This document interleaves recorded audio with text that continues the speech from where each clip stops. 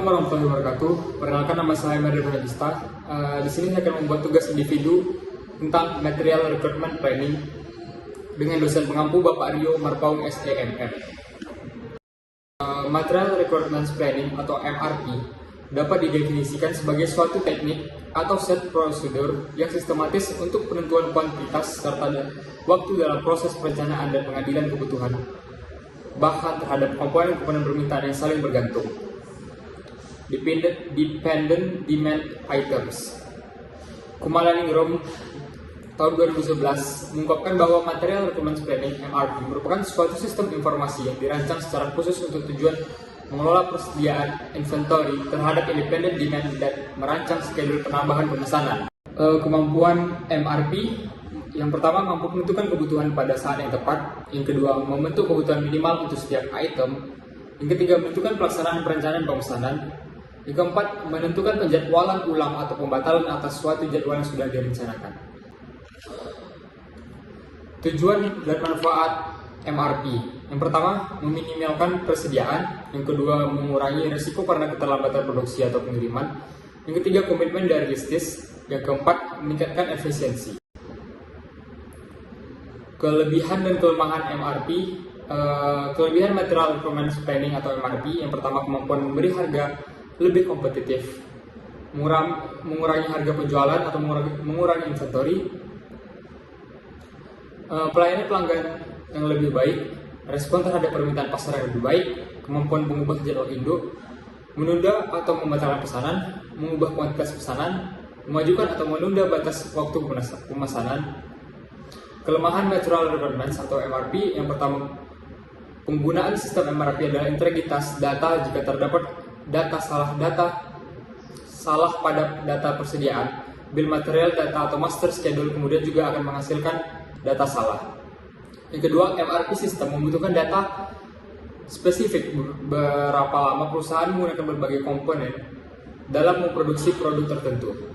Yang ketiga, sistem ini juga mengasumsikan bahwa lead time dalam proses ini manufacturing sama untuk setiap item produk yang dibuat.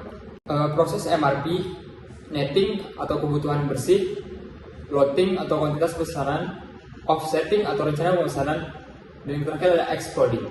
Teknik penentuan loading dalam MRP.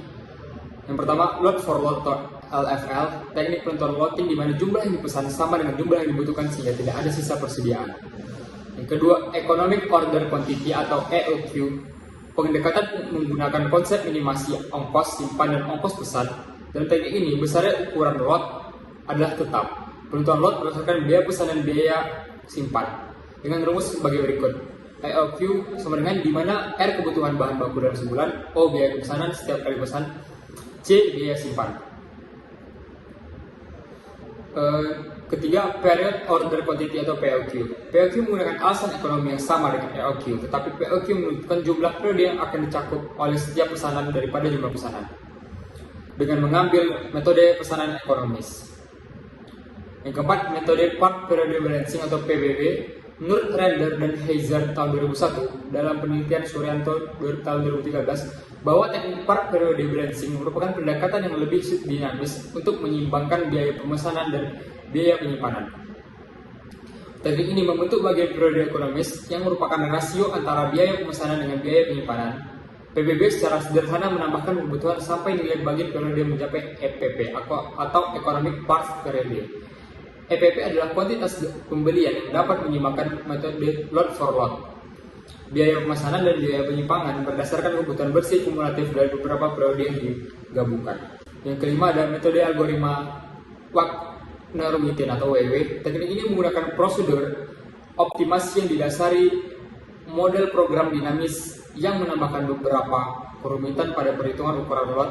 Prosedur ini mengasumsikan sebuah horizon waktu yang terbatas di luar keadaan di mana tidak ada kebutuhan bersih tambahan. Prosedur ini memberikan hasil yang baik.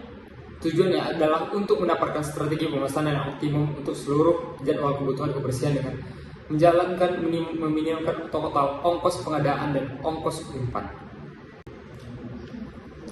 Input dan output MRP. Input Material Recruitment Planning MRP. Yang pertama, jadwal Jadwal produk master production schedule merupakan ringkasan schedule produksi produk jadi untuk periode mendatang yang dirancang berdasarkan pesanan pelanggan atau ramalan permintaan. JIP berisi perencanaan secara mendetail mengenai jumlah produksi yang dibutuhkan untuk setiap produk akhir beserta periode waktunya untuk suatu jangka perencanaan dengan memperhatikan kapasitas yang tersedia. Sistem MRP mengasumsikan bahwa pemesanan yang dicatat dalam JIP adalah pasti, kendati pun hanya merupakan peramalan. Yang kedua, status persediaan inventory master file atau inventory status record merupakan catatan keadaan persediaan yang menggambarkan status semua item yang ada dalam persediaan yang berkaitan dengan A. Jumlah persediaan yang dimiliki pada setiap periode, B. Jumlah barang yang sedang dipesan dan kapan pesanan tersebut akan datang, dan C. Lead time dari setiap bahan. Yang ketiga, struktur produk bill of material merupakan kaitan antara produk dengan komponen penyusunan yang memberikan informasi mengenai daftar komponen, campuran bahan, dan bahan baku yang diperlukan untuk membuat produk. BOM juga memberikan deskripsi, penjelasan, dan kuantitas dari setiap bahan buku yang diperlukan untuk membuat suatu unit produk.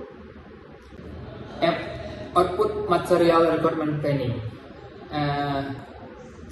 Yang pertama, Plan Order Schedule, jadwal pesanan terencana, tentuan jumlah kebutuhan material serta waktu pemesanan untuk masa yang akan datang.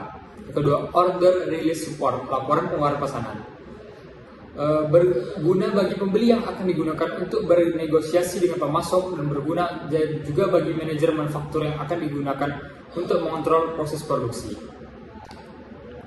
Change to Planning Orders, perubahan terhadap pesanan telah direncanakan, yakni pembatalan pesanan, pengurangan pesanan, dan pengubahan jumlah pesanan. Yang keempat, Performance Report atau laporan penampilan, suatu tampilan yang menunjukkan sejauh mana sistem bekerja, kaitannya dengan kekosongan stok dan ukuran lain. Penelitian yang membahas kasus tentang MRP, Agus Suryanto tahun 2013 dalam jurnal yang berjudul Penerapan Metode Material Requirements Planning atau MRP di PT Bokormas Mojokerto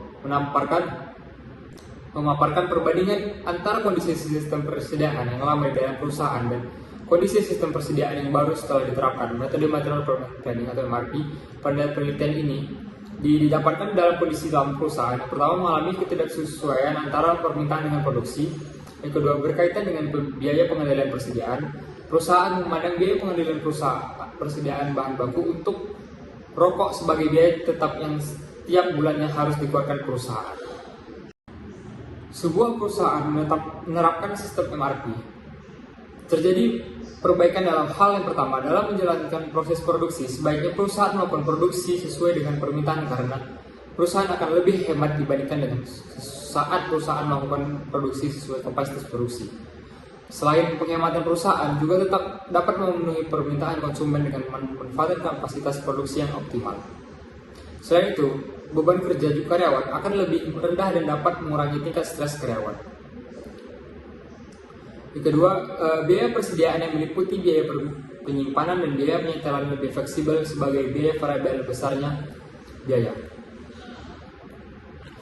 Penyimpanan tergantung pada jumlah volume item yang disimpan, dan biaya penyetelan ditentukan berdasarkan jumlah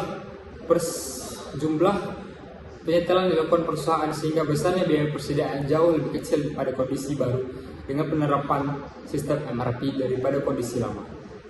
Kesimpulannya, Material Requirements Planning atau MRP dapat didefinisikan sebagai suatu teknik atau set prosedur yang sistematis dalam penentuan kuantitas serta waktu dalam proses pengendalian kebutuhan bahan terhadap komponen-komponen permintaan yang saling bergantung.